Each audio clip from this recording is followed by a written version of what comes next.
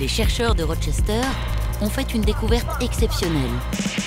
Ils ont trouvé le moyen de faire rajeunir de vieilles souris. Ces deux souris très âgées sont de la même fratrie. Et pourtant, l'une a l'air au bout du rouleau et pas l'autre. La championne du footing a bénéficié d'un traitement inédit. Elle a été débarrassée de ses cellules en fin de vie, les fameuses cellules sénescentes si toxiques. Vivre 1000 ans, 2000 ans, vaincre la mort. Depuis toujours, l'humanité rêve d'immortalité. Un fantasme que certains aujourd'hui font tout pour accomplir.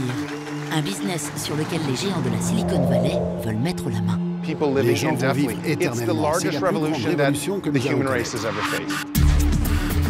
L'analyse de nos gènes permettrait d'échapper aux maladies. La sélection des embryons, leur manipulation, ferait naître des bébés parfaitement immunisés. Le séquençage génétique, beaucoup le considèrent comme la première étape de la révolution globale du système de santé. Et pour les plus âgés, des pilules bloqueraient même les méfaits du temps, comme on arrête les aiguilles de l'horloge. Pourquoi pas lutter contre la vieillesse comme si c'était une maladie, même si évidemment ça n'en est pas une. Ce n'est pas de la science-fiction. Les nouvelles technologies repoussent comme jamais les limites de la longévité humaine. Nous sommes un peu des apprentis sorciers à l'égard de nous-mêmes. Jusqu'où la peur de la mort nous conduira-t-elle? Une vie prolongée à l'extrême sera-t-elle encore humaine?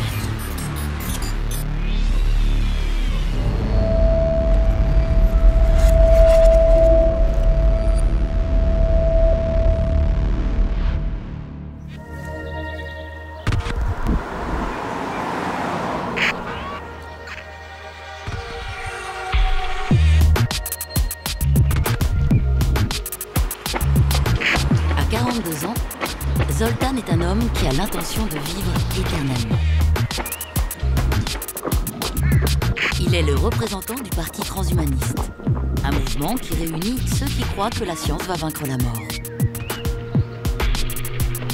Zoltan était même candidat à la dernière élection présidentielle américaine pour attirer de nouveaux adeptes.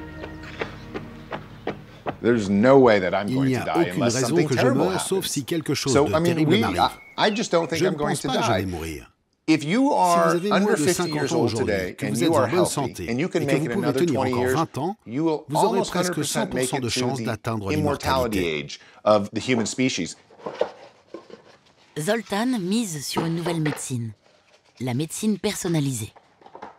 Elle promet d'anticiper ses problèmes de santé avant qu'ils ne surviennent. Zoltan commence par un test génétique bon marché à $100. Cette analyse d'ADN de ses propres cellules promet de lui dresser une carte sommaire de ses forces et de ses faiblesses. Connaître ses gènes offre un pouvoir absolu, parce que vous pouvez savoir comment vivre en meilleure santé, plus longtemps, et ce que vous allez transmettre à vos enfants. Savoir quelles qualités ou quels défauts vous possédez dans votre bagage génétique, c'est crucial pour vivre une longue vie en bonne santé.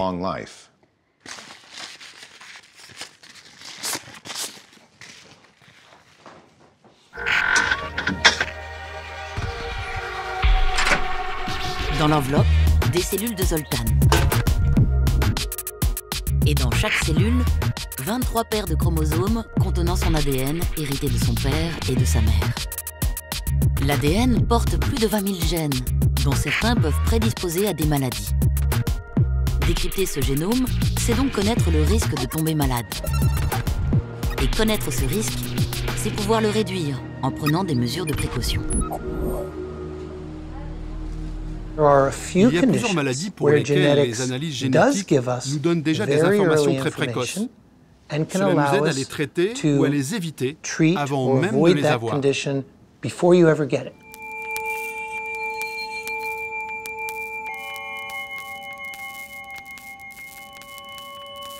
Les gens me demandent, est-ce vrai que le séquençage du génome va nous permettre de vivre plus longtemps et en bonne santé?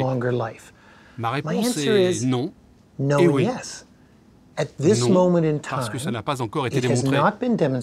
Mais est-ce que je crois que cela sera utile pour prévenir les maladies et vivre une vie plus longue à l'avenir? Absolument.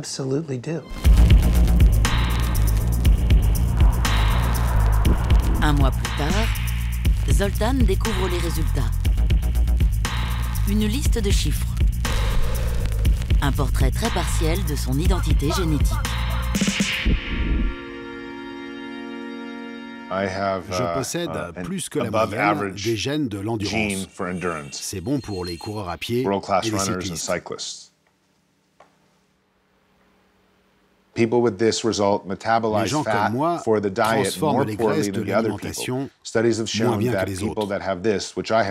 Ils peuvent prendre du poids plus facilement. Pour durer, Zoltan doit faire attention à son alimentation. Mais cela, il s'en doutait déjà. Il attend davantage de la médecine personnalisée. Une toute nouvelle compagnie californienne propose à ses clients en bonne santé un check-up de longévité de luxe beaucoup plus précis. Le programme Nucleus est un modèle de médecine sur mesure qui traite les maladies avant qu'elles ne surviennent. Séquençage du génome entier. Scanner général. Analyse du sang. De la flore intestinale. Un portrait robot destiné à recevoir des conseils de longue vie pour la modique somme de 25 000 $. Espérer vivre longtemps, ça coûte cher. C'est génial. C'est un test énorme. Je ne me doutais pas de l'ampleur de la complexité du programme. C'est incroyable. Incroyable. Et c'est beaucoup d'argent aussi. Dépenser $25 000 pour vivre plus longtemps, c'est peut-être la meilleure chose à faire. C'est comme une ceinture de sécurité. Combien êtes-vous prêt à payer pour une ceinture de sécurité de la vie? Connaîtrons-nous tous demain notre carte d'identité ADN? Comment interpréter ce profil génétique très complexe? Et surtout, à quoi bon chercher le risque de développer une maladie qu'on ne saurait pas encore soigner? Dans la communauté scientifique, le séquençage de l'ADN chez l'adulte en bonne santé fait débat. Le secret d'une longue vie ne se trouve pas seulement dans nos gènes. Pendant des années, on a pensé que la durée de vie était inscrite dans nos gènes.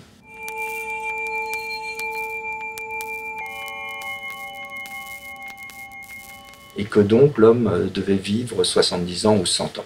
Et on s'aperçoit que ça, c'est n'importe quoi, c'est pas de la science, c'est de la croyance. La longévité, qui est vraiment le résultat final de processus d'interaction extrêmement compliqués entre l'individu, ses gènes, sa vie et l'environnement, c'est-à-dire des journées entières qui sont accumulées, des journées au cours desquelles on mange, on respire, on boit, on dort, etc. Donc des interactions extrêmement complexes entre nous-mêmes, nos gènes et l'environnement amènent à un résultat final qui est finalement la durée de vie, combien de temps on va vivre. Au XXe siècle, l'espérance de vie a doublé dans les pays occidentaux grâce aux progrès médicaux et à une meilleure hygiène de vie. Aujourd'hui, un Européen peut espérer vivre en moyenne 80 ans. Mais pour faire partie du club des centenaires et plus, un environnement de bonne qualité ne suffit plus. C'est la génétique qui fait la différence, car il existe des gènes champions de la longévité.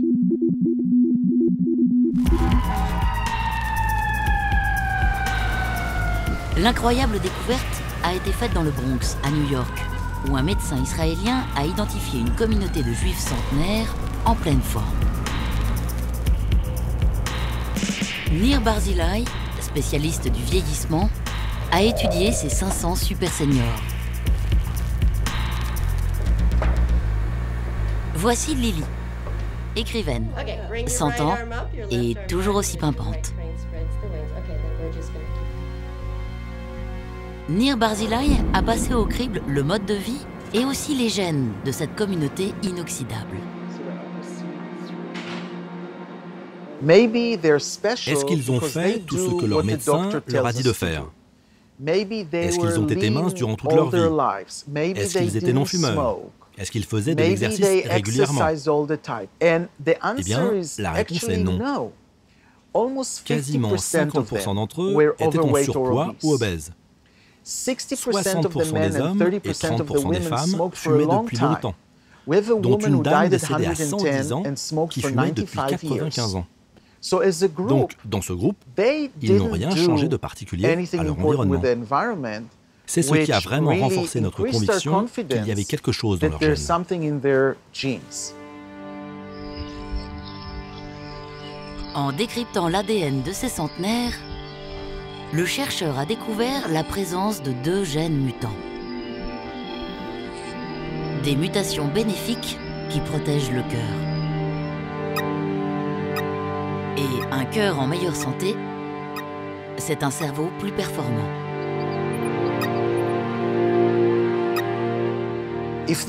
Quand les gènes présentent cette mutation, les individus sont protégés à presque 70% contre la maladie d'Alzheimer ou la démence. Ça a un effet très puissant. Pour confirmer sa théorie, Nir Barzilai a inséré les gènes mutants des centenaires dans des cellules humaines ordinaires. Et, miracle. Ce que l'on fait, c'est que l'on soumet ces cellules à des agressions comme des radiations, des produits chimiques, pour voir si elles sont résilientes. Et on les compare aux cellules qui n'ont pas l'ADN des centenaires. La plupart de ces cellules sont bien plus résistantes aux agressions diverses. Donc, nous savons qu'elles possèdent probablement une fonction contre le vieillissement qui les rend plus fortes.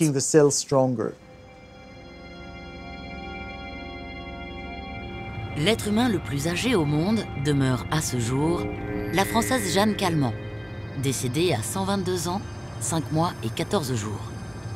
Elle aussi possédait des gènes mutants hors normes.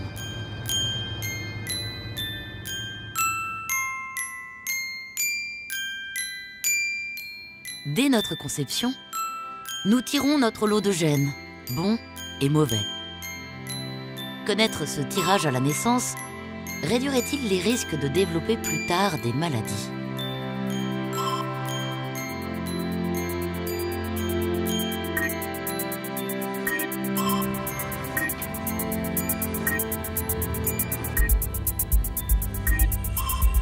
C'est ce que Robert Greene étudie à l'école de médecine de Harvard auprès de 500 nouveau-nés et de leurs parents.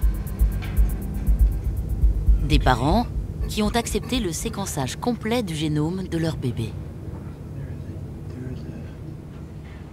Beaucoup de gens sont très sceptiques sur le fait de fournir une information génétique sur des nouveau-nés en bonne santé. Pourquoi? D'abord parce que cette prédiction génétique ne se réalisera peut-être jamais. On peut trouver des risques de maladies très graves qui ne surviendront jamais. Ça veut dire que vous donnez aux familles une information angoissante qui peut les bouleverser à propos d'une maladie hypothétique. Leur bébé qui pensait parfait, ils peuvent le regarder différemment et se dire « Mon Dieu, mon bébé est porteur d'une terrible maladie ».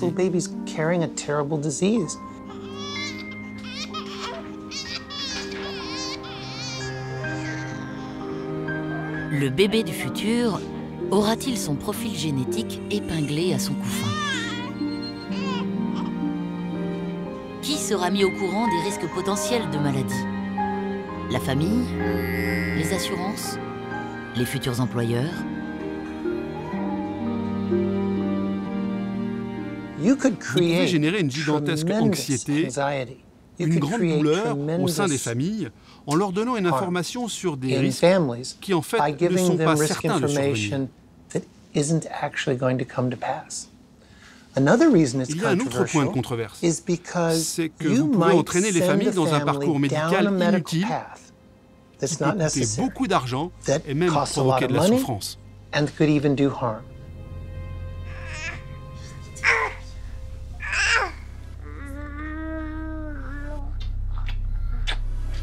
Il y a une véritable inquiétude à propos du séquençage du génome des bébés qui se ferait avant la naissance, en prélevant de l'ADN fœtal dans le sang de la mère. Parce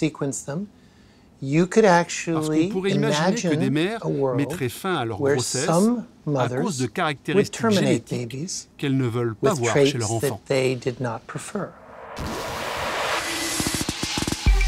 Aux États-Unis, la ligne rouge est déjà largement franchie. À Los Angeles, on peut déjà choisir génétiquement son bébé avant même la grossesse. Une clinique privée fréquenté par le tout Hollywood depuis 30 ans, promet des embryons sélectionnés. Le fondateur, le célèbre Dr Steinberg, est connu pour son taux de réussite de fécondation in vitro plus élevé que la moyenne. Mais pas seulement. Il profile génétiquement tous les embryons avant leur implantation. Une pratique interdite en France, sauf exception. Cet embryon est au stade le plus avancé possible en laboratoire. Tout son patrimoine génétique est en place. Nous avons besoin d'un échantillon de cellules pour pouvoir étudier ses caractéristiques.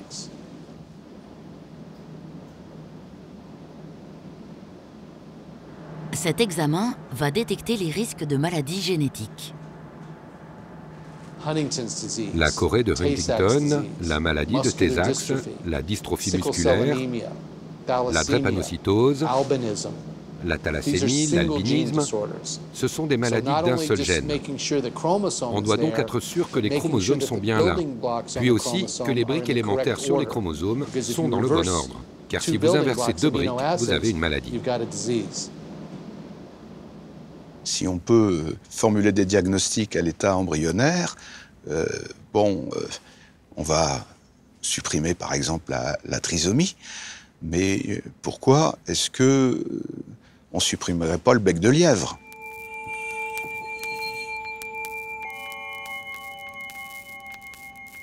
Se servir de la technologie pour supprimer le handicap, c'est forcément ouvrir la porte à la domination d'une représentation normalisante de l'humain. C'est aberrant, c'est cette dictature de la norme, cette normopathie, comme on l'appelle quelquefois, qui n'a pas de limite.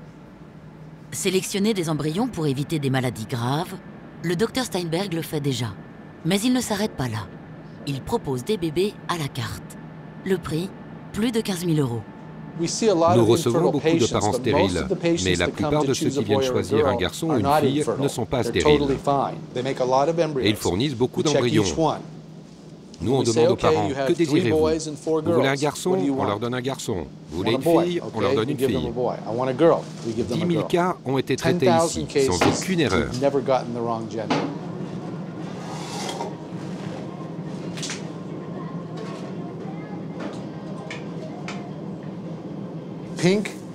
Rose, ce sont les filles. Bleu, les garçons.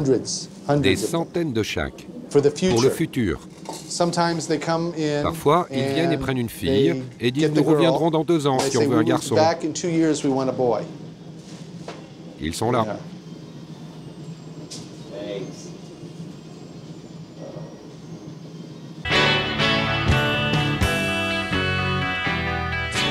Girl or boy, the Fertility Institutes, the world's largest 100% sex selection program, is now helping to make that dream come true.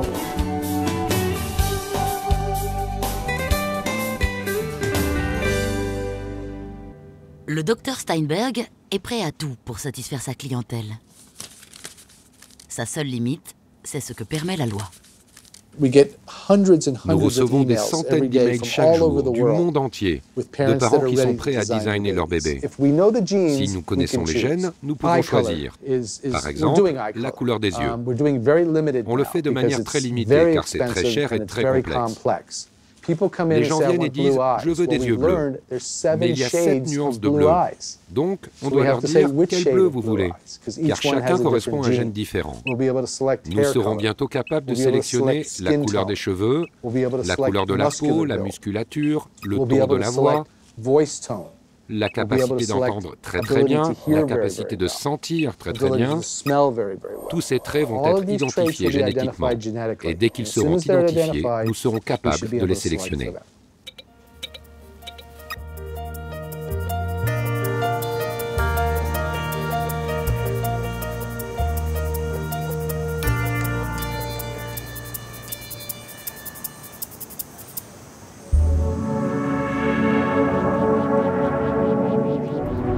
Demain, choisirons-nous les embryons en fonction de leur risque de cancer, de diabète ou d'Alzheimer? Plus vertigineux encore, corrigera-t-on carrément l'ADN de l'embryon pour pour le débarrasser de ces risques. La science est prête, grâce à un nouvel outil révolutionnaire et bon marché. Il s'appelle CRISPR-Cas9. Il rend la manipulation génétique simple comme un jeu d'enfant. Son principe ? Couper, coller. CRISPR-Cas9, c'est un ciseau génétique fabriqué en laboratoire qu'on injecte dans les cellules de l'embryon.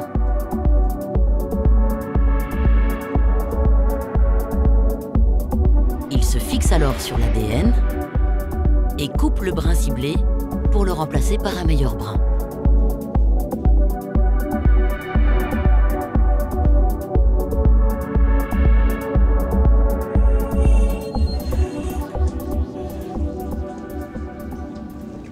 Ross Wilson connaît parfaitement cet outil. Il a fait partie de l'équipe qui l'a mise au point en 2012. Depuis que CRISPR-Cas9 est apparu, les scientifiques peuvent changer les gènes en un claquement de doigts. Je pense que les premiers essais se feront sur des maladies génétiques très sévères. Il n'y a pas de raison de penser qu'il y aura un gros risque. Les études sont menées pour nous assurer que c'est sécurisé avant d'aller plus loin. C'est le slogan « From Chance to Choice ».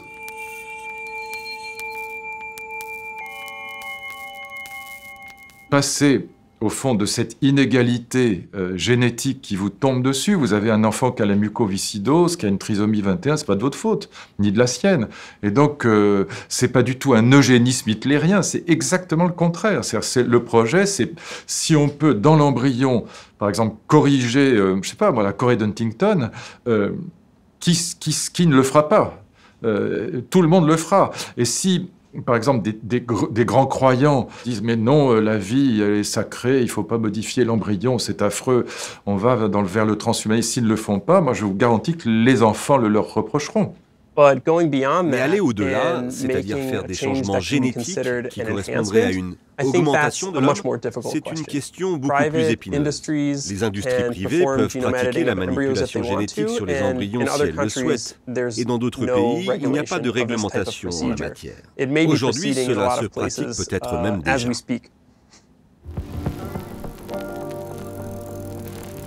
Dans le futur, manipulera-t-on l'ADN de l'embryon pour créer des adultes augmentés, aux gènes corrigés, qui vivraient plus longtemps, des humains plus résistants, plus endurants, des mutants.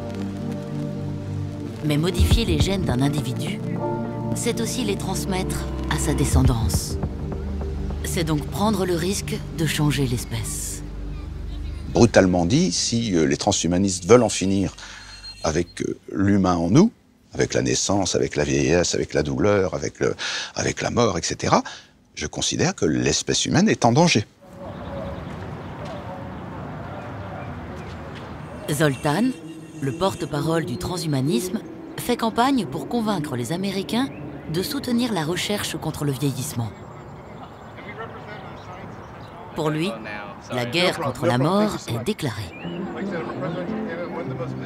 Notre parti politique essaie de convaincre le gouvernement de dépenser moins d'argent dans les guerres et plus dans la science pour que les gens vivent plus vieux.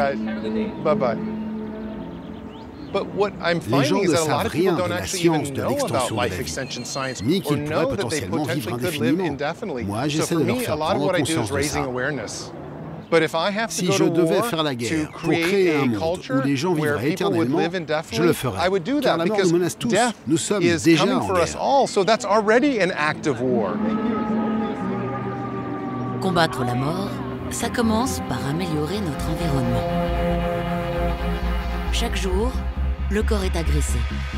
Rayons UV, pollution, mauvaise alimentation, stress. Les tissus agressés se régénèrent grâce à leurs cellules, qui se multiplient des dizaines de fois. Ensuite, ces cellules entrent en sénescence, c'est-à-dire qu'elles cessent de fonctionner et se flétrissent. Elles sont alors éliminées. Plus l'environnement est agressif, plus la sénescence des cellules survient tôt. Et avec l'âge, elles sont moins bien éliminées. Elles s'accumulent dans notre corps. elles produisent des molécules toxiques qui créent une inflammation des organes. C'est alors que la dégradation des tissus commence. Les os se fragilisent. Les muscles s'amincissent. La peau se ride.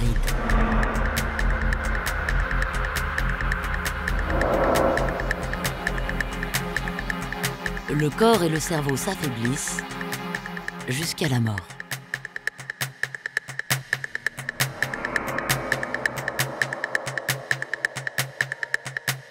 La science pourrait-elle stopper ce processus? Empêcher l'être humain de se dégrader? Arrêter le temps?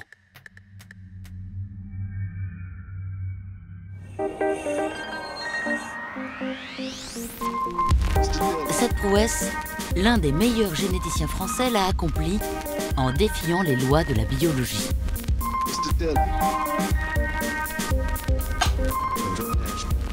Ils sont impressionnants, ceux-là.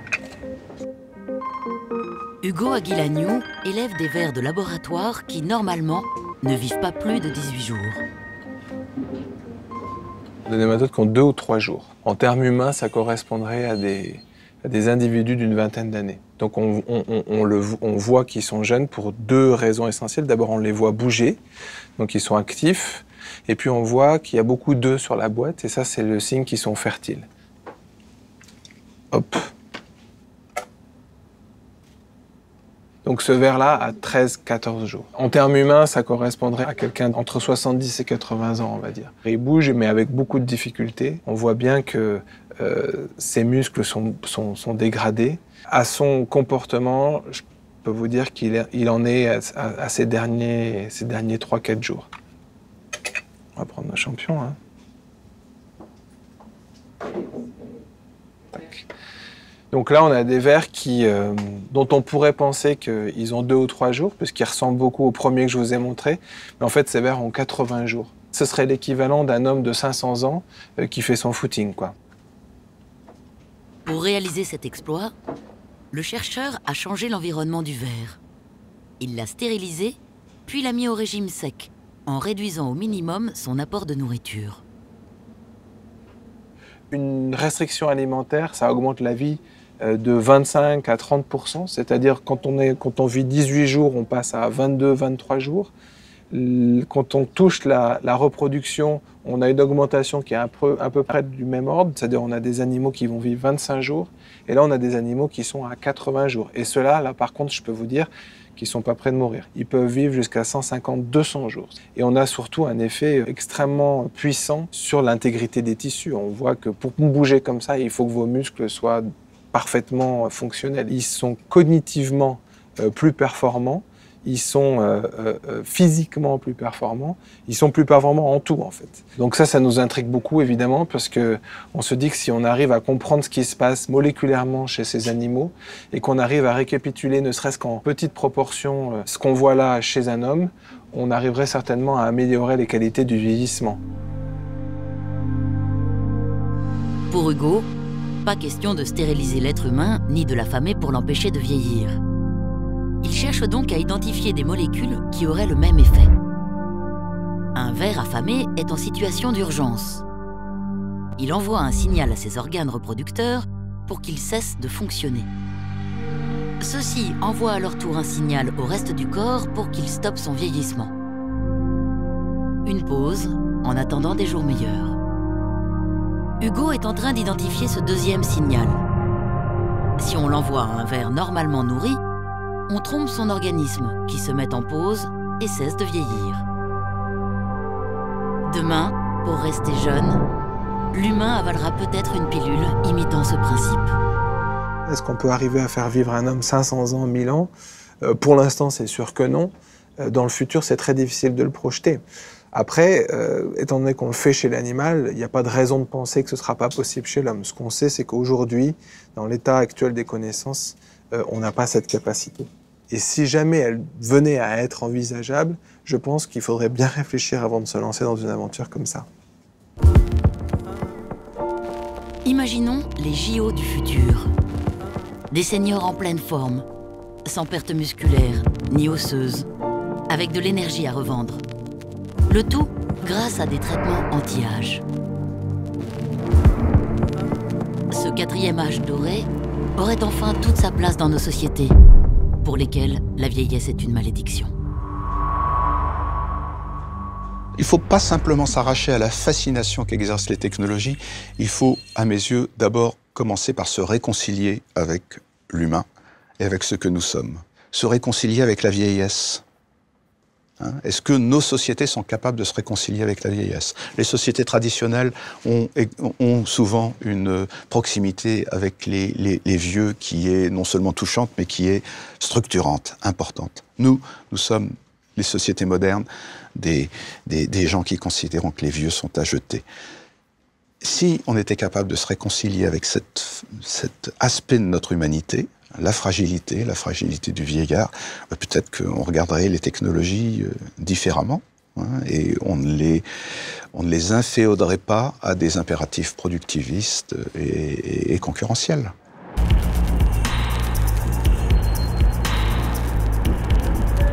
À Rochester, il ne s'agit pas de se réconcilier avec la vieillesse, mais de l'éradiquer.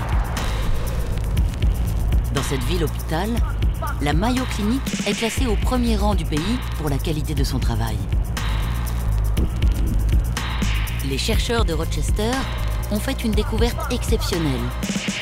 Ils ont trouvé le moyen de faire rajeunir de vieilles souris.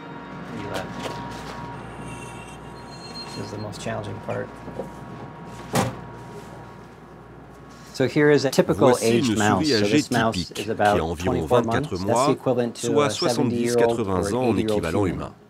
Comme vous pouvez le voir, la souris a le poil pelé, elle a perdu ses poils avec l'âge. Et ce qui est remarquable aussi, c'est sa perte musculaire. C'est un exemple classique de souris âgée qui n'a reçu aucun traitement.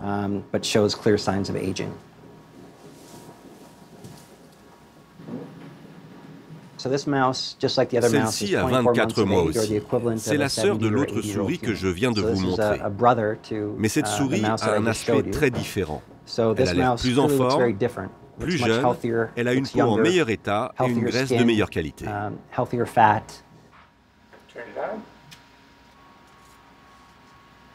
Ces deux souris très âgées sont de la même fratrie.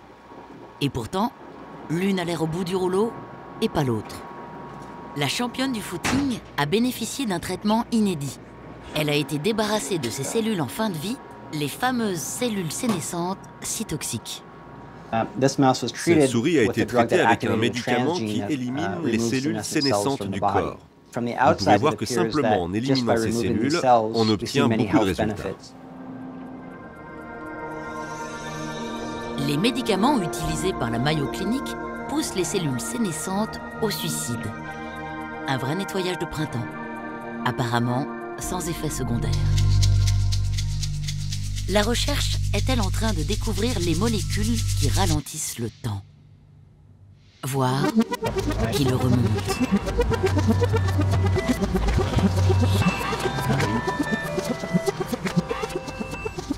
Nous ne cherchons pas à faire vivre des gens 130 ans qui sentiraient le poids de leurs 130 ans. Non. Ce qui serait bien, c'est de vivre 100 ans et d'avoir l'impression d'en avoir 50. L'idée est donc d'ajouter de la vie aux années plutôt que des années à la vie. Avec ces cures de jouvence, les photos de famille du futur sembleront très étranges. Arrière-grand-mère, grand-mère, mère. Verrons-nous encore la différence? Ne risque-t-on pas un empilement des générations, une surpopulation qui déséquilibrera nos sociétés? Mais si effectivement votre pilule, si je la prends aujourd'hui, si je la donne à quelqu'un qui aujourd'hui a 85 ans, ça lui augmente son espérance de vie de 5 ans, alors là, j'ai cette rupture. C'est évident que je ne vais pas remettre au travail des gens âgés de 85 ans. Donc, de toute façon, là, je suis tout simplement en train de faire exploser les budgets aussi bien des caisses des retraites que des budgets de la sécurité sociale. Mais il faudra du coup des solutions incroyablement brutales. On est effectivement dans des scénarios de rupture totale. Une médecine anti-vieillissement est-elle réellement une menace pour notre modèle économique déjà fragilisé?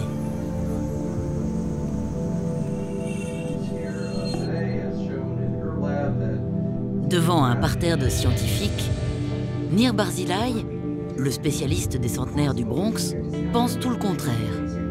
Pour lui, ce serait même une source d'économie.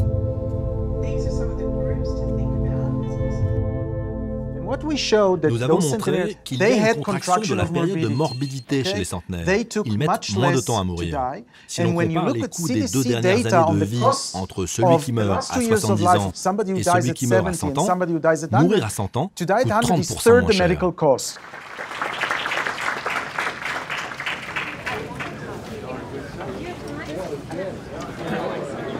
Un des problèmes vient de nos instituts nationaux de la santé aux États-Unis. Il y en a un pour le diabète, un pour le cœur, un pour le cancer, et nous leur disons, attendez, vous avez des œillères, car si vous retardez le vieillissement globalement, vous retardez en même temps les maladies cardiaques, le cancer, le diabète. Donc, nous devrions enlever ces œillères et penser à ce que nous pourrions faire pour changer la donne. Si nous pouvons économiser des milliards de dollars pour traiter beaucoup de maladies, ce sera bon pour les gens, mais ce sera bon aussi pour l'économie.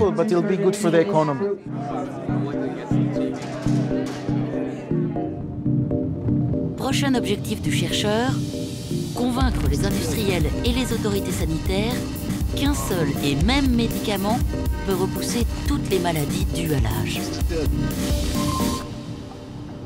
Nous ne voulons pas que quelque chose qui fait partie de l'humanité soit mis dans la catégorie des maladies. Je ne veux pas appeler le vieillissement une maladie, mais nous devons admettre que l'âge est un risque pour la survenue des maladies et qu'on peut cibler le processus de vieillissement. Et si l'on peut cibler le processus de vieillissement, on ciblera les maladies avec.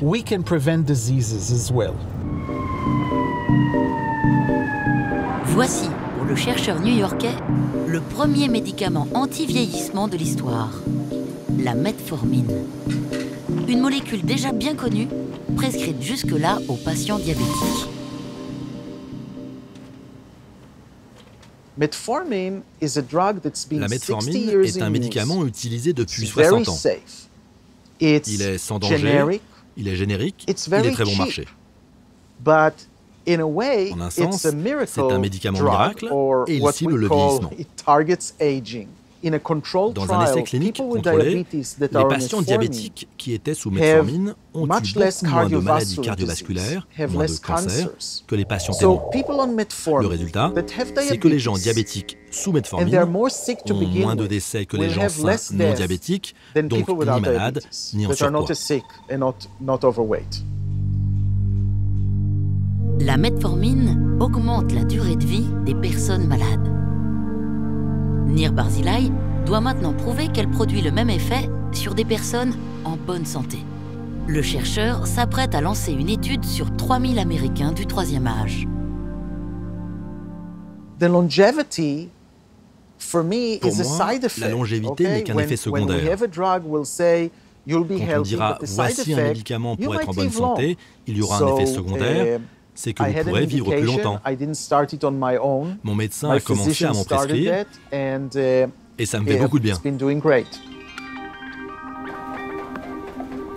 Si l'intuition du chercheur se vérifie, l'industrie pharmaceutique s'engouffrera sur le marché pour développer des pilules encore plus efficaces.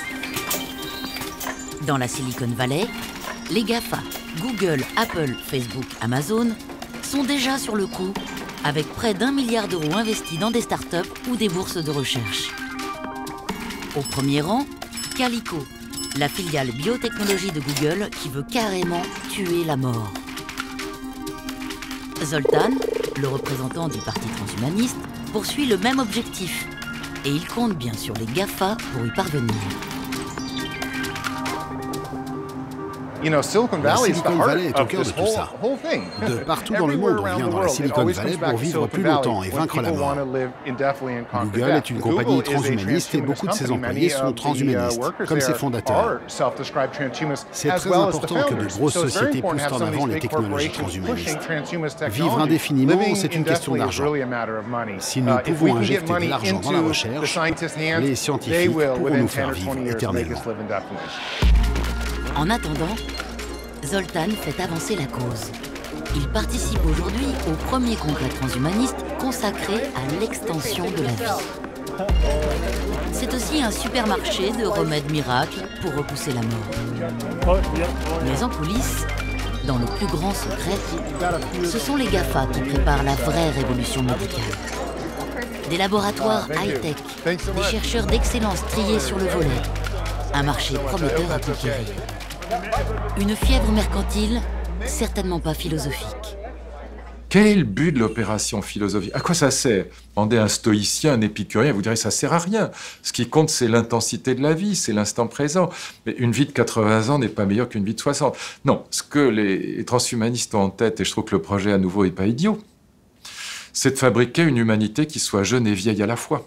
C'est ça qui est intéressant. Vous connaissez l'adage, si jeunesse savait, si vieillesse pouvait. Vieux et jeunes à la fois. Au congrès de l'extension de la vie, tous veulent y croire. Leur prophète, celui qu'ils attendent tous, c'est Ray Kurzweil, le pape des transhumanistes.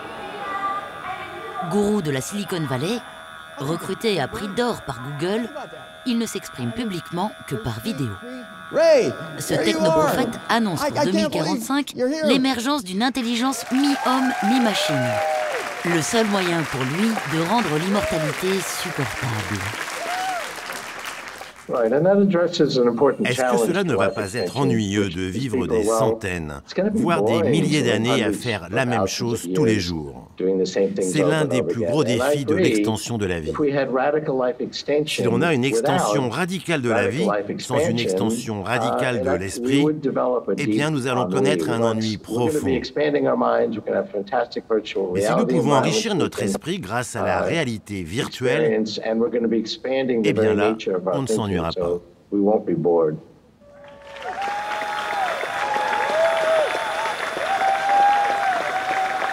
Les hommes ont voulu être immortels, ils ont aussi voulu être éternels. C'est pas la même chose. Prenez Ulysse, Calypso lui offre l'immortalité et une éternelle jeunesse, et il refuse. Il refuse pourquoi? Il veut l'aventure. Il considère que la vie, c'est l'aventure. Et ce qu'on lui offrait, l'immortalité, c'était quand même, grosso modo, l'ennui. Donc, les Grecs se sont pensés très très tôt comme privilégiés d'avoir la mort, la mortalité. C'est ça qui est étonnant. Les grands sages de l'Antiquité pensaient la mort comme une bénédiction. L'homme occidental la voit aujourd'hui comme une condamnation. Pourtant, si l'homme devenait immortel, goûterait-il toujours les beautés du monde, sachant qu'il peut les contempler indéfiniment? Continuerait-il à peindre, à composer, à se dépasser en quête d'absolu? Au colloque de l'immortalité, on est prêt à croire aux idées les plus saugrenues pour échapper à la mort. Même à ressusciter après congélation. On appelle cela la cryonie. La cryonie, ce n'est pas congeler des personnes décédées. La cryonie, c'est une extension de la médecine d'urgence. Quand vous faites une cryopréservation de bonne qualité sur une personne, elle n'est pas morte. Les gens ont du mal à comprendre ça. Ils disent « Attendez, sont-ils en vie ?» Non, ils ne sont pas en vie car ils ne marchent pas, ils ne parlent pas, ils n'ont pas d'activité cérébrale. Alors ils sont morts? Non, vous êtes en suspension. Vous attendez d'être ressuscité, réanimé. On règle ce qui vous a tué, un problème cardiaque, de cancer, peu importe ce que c'était. Nous pouvons vous faire revenir en bonne santé dans une version rajeunie de vous-même, si c'est ce que vous avez demandé.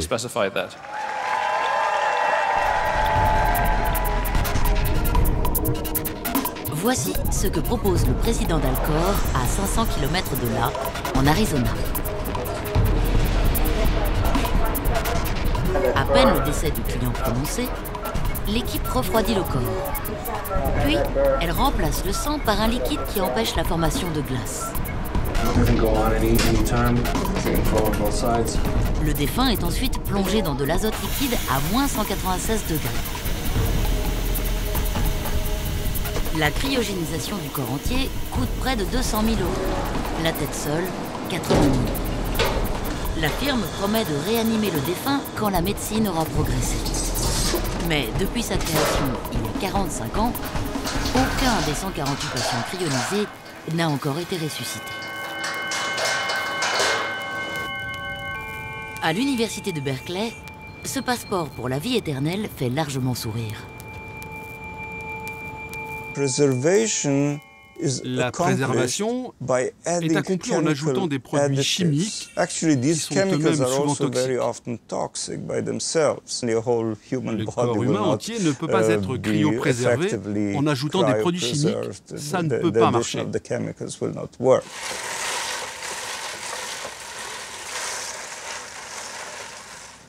Boris Rubinsky a trouvé comment se passer de produits chimiques pour conserver un organisme encore vivant et prolonger son existence. Sa méthode est inédite. Une hibernation poussée à l'extrême qu'il a réussi sur un ver vivant. Le ver est placé sans injection d'antigel dans une bonbonne d'acier maintenue à très haute pression. Une bonbonne plongée dans la glace. La température chute jusqu'à moins 5 degrés. Mais malgré le froid, le ver ne meurt pas. Là, grâce à la haute pression de la bonbonne, l'eau contenue dans ces cellules ne gèle pas. Les tissus du ver restent intacts. En fait, ce ver est le premier organisme vivant à avoir survécu à la cryopréservation. Je suppose que si on voulait appliquer cette technique à un humain, la chambre d'acier devrait avoir une paroi d'1,50 m. C'est le seul problème technique, mais en termes de biophysique, c'est exactement pareil.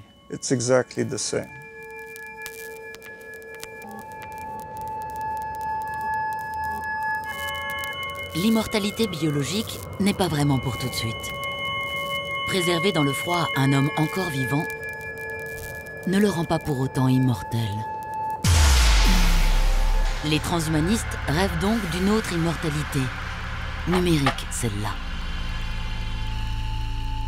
À San Francisco, un jeune diplômé du MIT, Robert McIntyre, a réussi une première.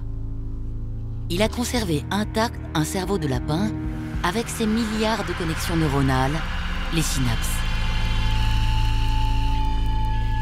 L'objectif de Robert n'est pas de ramener un être à la vie, mais de conserver sa mémoire sur un disque dur.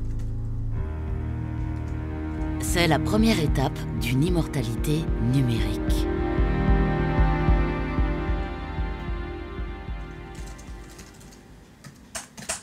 Voici un exemple de cerveau. Un cerveau qui est très bien conservé. La première phase est de préserver les connexions synaptiques, car il est généralement admis que la mémoire est stockée dans le cerveau, dans les synapses. Prochaine étape, traduire la langue des synapses en langage informatique. Mais nos souvenirs se réduisent-ils vraiment à de l'électricité et de la chimie? C'est ce que pense Robert, comme tous les transhumanistes. Demain, pour eux, notre intelligence, nos émotions, notre conscience seront téléchargeables dans un ordinateur. Et à l'heure de notre mort biologique, notre double numérique nous survivra. So my dream is definitely to be able to create a sophisticated enough model of a brain that it recapitulates the original biological behavior, that you can actually talk to this model and get back the same sorts of things you get back when you're talking to the original person. I think about it not as much as living forever.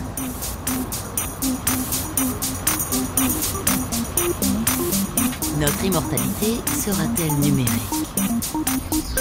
Inconcevable dans l'immédiat, selon les chercheurs, tant la conscience humaine demeure encore un des plus grands mystères de la science. Mais pour les transhumanistes, ce n'est qu'une question de temps. Après le transhumain, viendra l'heure du post-humain. Une vie 100% digitale, le stade ultime de l'évolution de l'espèce.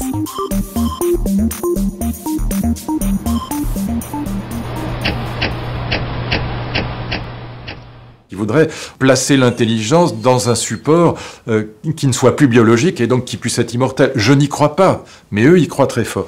Et donc c'est ce qu'on appelle les post-humains. C'est pas simplement améliorer l'espèce humaine, c'est fabriquer une nouvelle espèce.